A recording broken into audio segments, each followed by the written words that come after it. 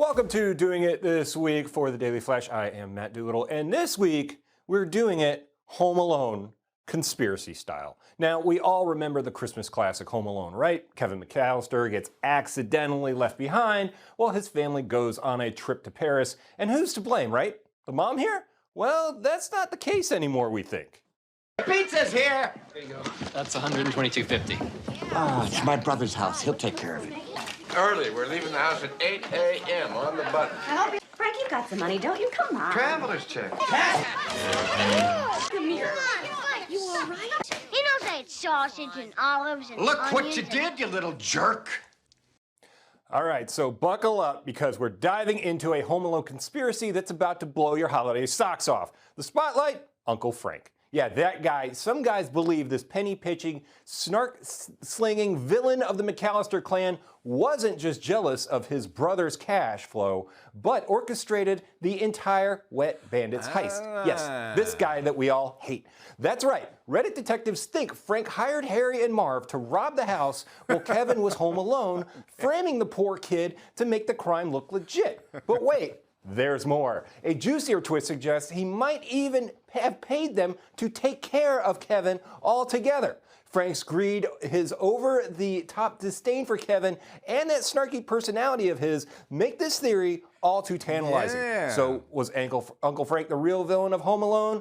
Well, grab your popcorn and stay tuned because we're going to dive into this even more because there's also a theory out there that Uncle Frank is actually Kevin's dad, and that's why he hates him the most amongst the kids. What? So that's why he's the one that throws out Kevin's passport, his ticket. He's the one that says, "Who cares? Leave him alone." And the other theory is that Uncle Frank is training the Wet Bandits as trained assassins to go into the house and actually see if they can tackle with this kid, and that Kevin is one of those born supremacy types where he's already trained in how to do all this stuff. That's how he can come up with it.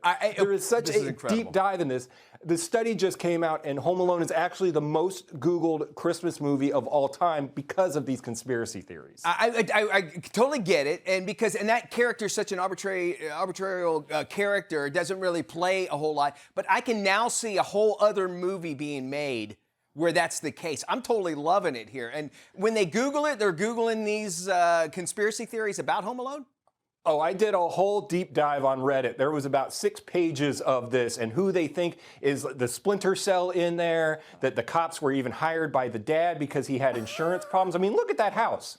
What does that guy do? No kidding. And he's taking 20 people to Paris? That right there, that was a big flag for me. Like, can you imagine how much and how expensive that would be to be able to do that, number one? And then number two, if I'm spending that kind of cash, I would make sure that every member of my brood is ready to go. But if there was a little tangle in the whole twist, I can only 100% see that maybe the brother. Now, being the dad thing is a little far stretch for me, though. That was a stretch, but I mean, this kid turned into a trained assassin. I mean, people have also done studies on how injured the Wet Bandits would be from all of those, and they're like, they'd pretty much be dead from the first 5 minutes of the movie. He'd be charged with murder. I love this. All right, what we want you to do at home is there other theories in Home Alone?